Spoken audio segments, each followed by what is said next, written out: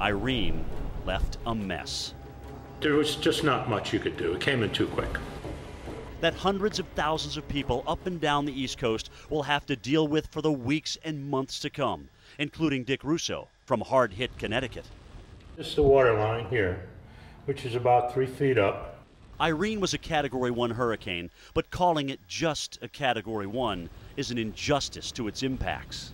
Irene was yet another one of those hurricanes, like Katrina, like Ike, that did a lot more damage than you would think just based on its wind-assigned category. The reasons for that are clear. Irene covered a lot of land and water, all the way from North Carolina to New England. It impacted a part of the country that is both economically sensitive and also not used to getting hit by storms like this. And its size, some 400 miles wide. The category of a hurricane, 1 through 5, is only based on its maximum sustained wind, which does not tell you how much surge it's going to produce, how much rain it's going to produce, and how many people it will affect. Irene did all of that. Relentless rain in some places for upwards of 24 hours. Hardest hit areas include parts of New Jersey, Vermont, and upstate New York. The rainfall set records.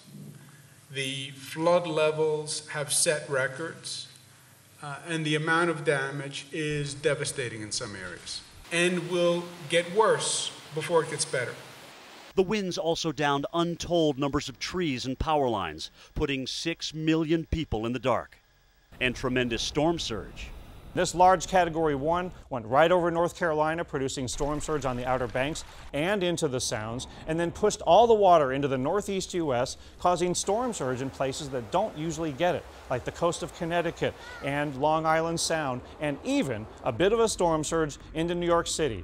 While it's too soon to get a complete damage assessment, we are looking at many billions of dollars. Most likely the costliest Category 1 hurricane on record.